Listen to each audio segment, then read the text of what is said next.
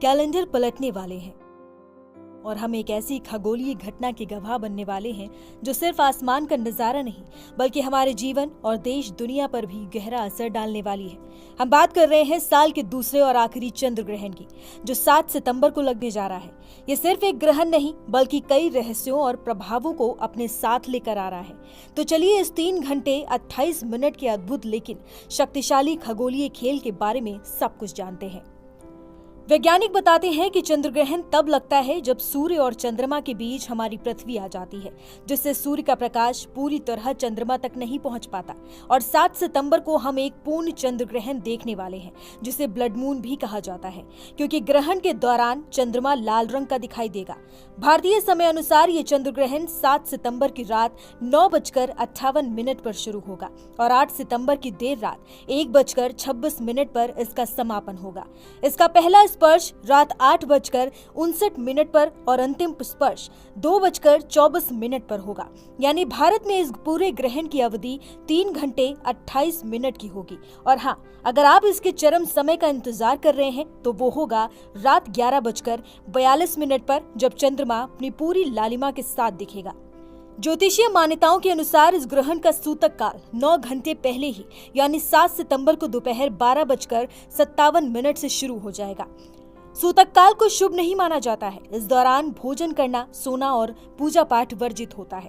मंदिरों के कपाट बंद कर दिए जाते हैं और भगवान की मूर्ति को छूने की भी मनाही होती है। लेकिन चिंता ना करें, यह समय मंत्रों का जाप करने, रामचरितमानस या पाठ करने के लिए बहुत शुभ होता है। भगवान शिव के मंत्रों का जाप करने से ग्रहण के नकारात्मक प्रभावों से बचा जा सकता है और बचे हुए खाने में तुलसी डालना ना भूलें। ये चंद्र ग्रहण सिर्फ भारत में ही नहीं बल्कि Asia, Australia, New Zealand, America, Fiji और अंटार्कटिका के कुछ हिस्सों में भी दिखाई देगा।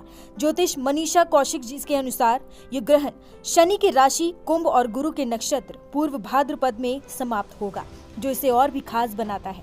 यह ग्रहण इसलिए भी बेहद खास है क्योंकि इसी दिन से 15 दिनों के पितृपक्ष यानी श्राद्ध पक्ष की शुरुआत होने जा रही है। इसलिए यदि आपको पितरों का श्राद्ध या पिंडदान करना हो तो सूतक काल शुरू होने से पहले ही सभी अनुष्ठान पूरे कर लें। अब बात करते हैं इसके प्रभावों की। ज्योतिषीय गणनाओं के अनुसार इस चंद्र ग्रहण का भारत पर सीधा और गहरा प्रभाव देखने को मिलेगा। भारत की राजनीतिक स्थिति पर नकारात्मक असर पड़ सकता है और पहाड़ी राज्यों के साथ साथ ओडिशा, महाराष्ट्र जैसे बड़े राज्यों पर भी इसका असर दिखेगा। वैश्विक स्तर पर भी ये ग्रहण नकारात्मक प्रभाव डालेगा। पूरी दुनिया में आपदाओं की आशंका बन रही है। ऑस्ट्रेलिया और न्यूजीलैंड पर इसका सबसे ज्यादा प्रभाव पड़ने की संभावना है, जहां सत्ता परिवर्तन तक की बातें कही जा रही हैं। चिंताजनक बात यह है कि इस ग्रहण के प्रभाव से रूस और यूक्रेन युद्ध और ज्यादा खतरनाक रूप ले सकता है। लेकिन हर नकारात्मकता के साथ सकारात्मकता का मार्ग भी होता है। चंद्र ग्रहण के दौरान और उसके मोक्ष काल में दान का विशेष महत्व है। ग्रहण के बाद दूध, अन्न, फल और सफेद चीजों का दान करें। अगले दिन मंदिर जाकर पंडितों का दान और दक्षिणा दें। और जैसे कि मैंने बताया, इसी दिन से पितृपक्ष भी शुरू हो रहा है, तो अपने पितरों को याद करते हुए गरीबों को दान जरूर करें।